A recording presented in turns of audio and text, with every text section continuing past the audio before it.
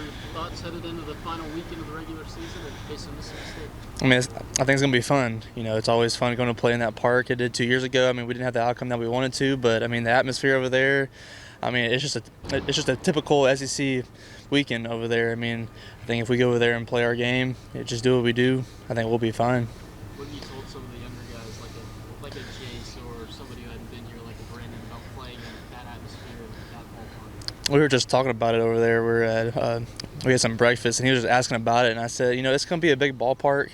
I mean, there's going to be a lot of fans there. They might say something to you. They might throw some food at you. Like, who knows? But I mean, overall, I mean, you're still playing catch. You're still hitting the ball and stuff like that. So I just told him that, you know, it's still the same game we played since we were a kid, and I think he's really took that on, like, for Jace. You know, wherever we going, like to Arkansas and the places like that. I think he's really done it well, and it's so the other freshmen too. You know, I've talked to Kaysen, Kent, Jace. I mean, I think they've all done a great job with that.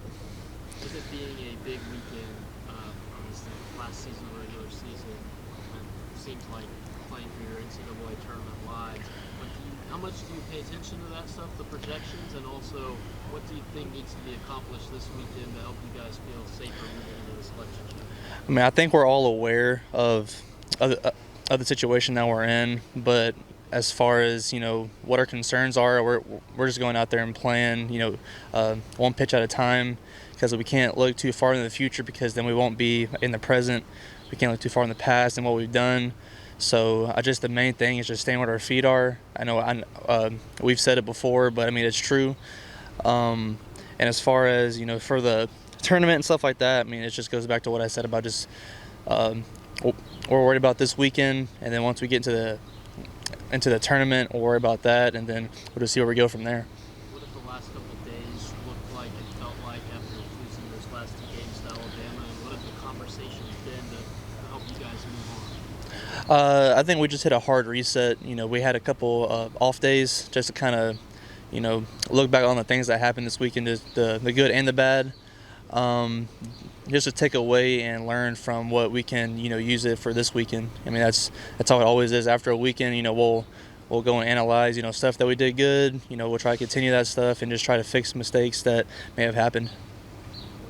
As one of the veteran leaders on this team, what's kind of been your message and kind of the feel in the locker room as you head into this final stretch and, you know, hoping to get hot at the right time? From the start, we've told everybody that it's going to be a long season, and so, you know, losses that we've had early in the season, you just can't focus on stuff like that. And it's the same way as for you know, games like this where we're down the final stretch and stuff like that. So I mean, I just tell the guys, you know, it's you play one game at a time. You play one game like it's, or you play each game like it's your last. So I mean, as for these seniors, you know, we don't know which game it might be their last one for them. So that's been kind of our motivation. You know, we want to keep playing for these guys. So that's how we've been going this past couple of days.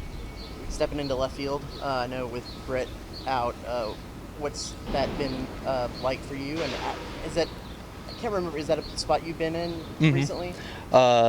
It was a spot I played 2 years ago. I know I had to fill in the outfield 2 years ago, but I think it's been an easier transition this year than it was 2 years ago, because I think, you know, as a freshman, being in the outfield and stuff like that and seeing the big stadium and stuff like that, ball flight, it was a little bit harder. But now that I've been in the league for a while, you know, just seeing you know, different hitters, you know, how the ball plays at different ballparks, how the field plays, it's just been a lot easier. Kind of off of that, how much pride do you take in being the guy that can play anywhere, that utility guy that coach can plug and play? I mean, I think it's awesome, and I think it just not only does it help the team, it helps myself. It's for like the IQ of the game, you know.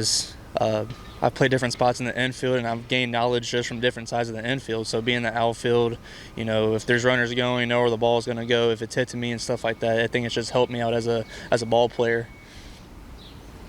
With the way their pitching staff is struggling at times this year, I'm sure you guys, you know, obviously just want to help out your own pitching staff as much as possible. How do you guys talk about sort of just, I guess, letting that come to you rather than just kind of, you know, pressing a little bit too much too early, that if you're not, you know, on a certain pace, you feel like you're Yeah, we always talk about not much to press on each other, whether it's, one aspect of the game, whether it be the pitching side or the hitting side, maybe one side's not, they're not doing their thing that day or something like that. I mean, we just tell them just to go out there and do it, just do what you do, whether it might be, our starting pitching, may get knocked out in the third inning, then we'll have to pick up some slack.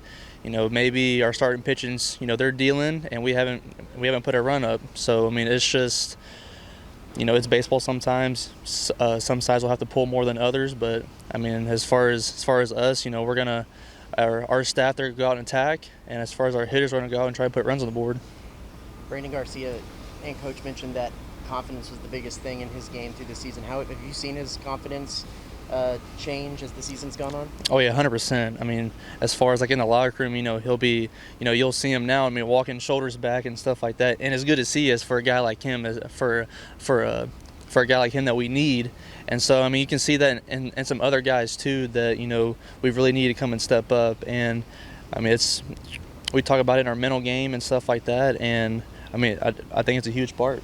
When you get transferred portal guys in, that's a new reality of this. Is there any stigma maybe where the conferences or teams for guys come from, or is it kind of when the guys walk in, you're like, hey, if Coach picked this guy, we know he's got something?